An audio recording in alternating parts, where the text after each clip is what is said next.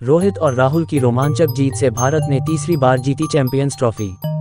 भारतीय टीम अपनी तीसरी चैंपियंस ट्रॉफी जीत का जश्न मनाती हुई।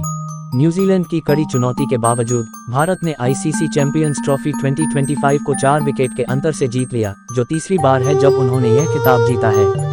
दुबई में एक मुश्किल सतह पर फाइनल में 251 रनों का पीछा करते हुए भारत बल्ले और गेंद दोनों से दबाव में था, लेकिन वे सामूहिक प्रयास करने में सफल रहे, जिससे वे टूर्नामेंट में अजेय रहने के लिए लक्ष्य से आगे निकल गए और अपनी कैबिनेट में 7वीं आईसीसी सीनियर ट्रॉफी जोड़ ली। कप्तान रोहित शर्मा की अगुवाई में भारत ने लक्ष्य का पीछा करते हुए शानदार शुरुआत की। 105 रनों की ओपनिंग साझेदारी में रोहित ने 63 गेंदों पर 69 रन बनाए और शुरुआत में ही लय हासिल कर ली। स्पिन के अनुकूल परिस्थितियों के कारण दोनों टीमों ने तेज गेंदबाजों को अच्छी तरह से निशाना बनाया और रोहित के आक्रामक अंदाज ने लक्ष्य का पीछा करने के खेल को लगभग मजाक बना दिया। न्यूजीलैंड के तेज गेंदबाजों ने पहले 8 ओवर फेंके, जिसमें उनके चोटिल अगुवा मैट हेनरी नहीं थे। रोहित ने 47 रन बनाए और टीम का स्कोर 59 रन था।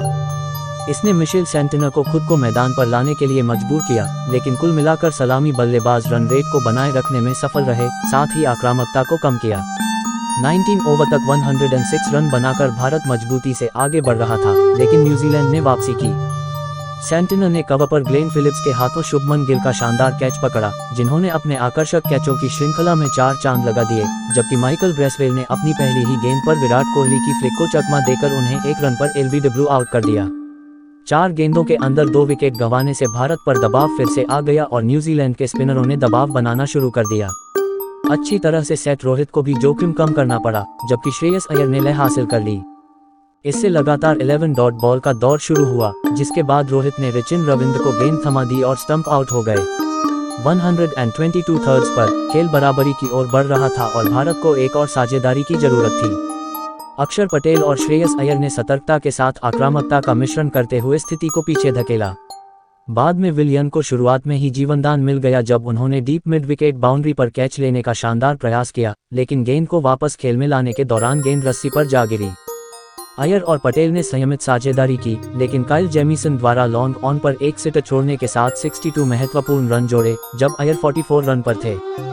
लेकिन यह बहुत महंगा साबित नहीं हुआ, क्योंकि अय्यर ने जल्द ही शॉर्ट फाइन लेग को साफ करने के प्रयास में मिशेल सेंटनर को कैच कर लिया, लेकिन रचिन रविंद्र ने उनका कैच लपक लिया। रन ए बॉल मार्क के आसपास मंडराते हुए केएल राहुल ने आकर सेंटनर को छक्का जड़ा, जिससे कुछ हद तक घबराहट कम हुई। लेकिन एक और मोड़ तब आया जब अच्छी तरह से सेट पटेल ने ब्रेसवेल की गेंद पर लॉन्ग ऑफ पर होल आउट होने का प्रयास किया। फाइनल में 48 रन की जरूरत थी, लेकिन भारत को जीत के लिए पर्याप्त रन बनाने थे। लेकिन राहुल और हार्दिक पांड्या ने लगातार बाउंड्री लगाई और भारत को लक्ष्य के करीब बनाए रखा। पांड्या की 18 गेंदों में 18 रन की पारी जेमिसन की बाउंसर से समाप्त हो गई, लेकिन भारत को इस समय 15 गेंदों में केवल 11 रन चाहिए थे। इसके बाद जडेजा और राहुल की शानदार बल्लेबाजी ने भारत को न्यूजीलैंड से कड़ी चुनौती का सामना करने में मदद की। न्यूजीलैंड ने गेंद की तरह ही ये भी सुनिश्चित किया कि भारत गेंद से भी मैच न जीत पाए। भारत के स्पिनरों के लगातार प्रयास के बावजूद वे प्रतिस्पर्धी स्कोर तक पहुंचने में सफल रहे।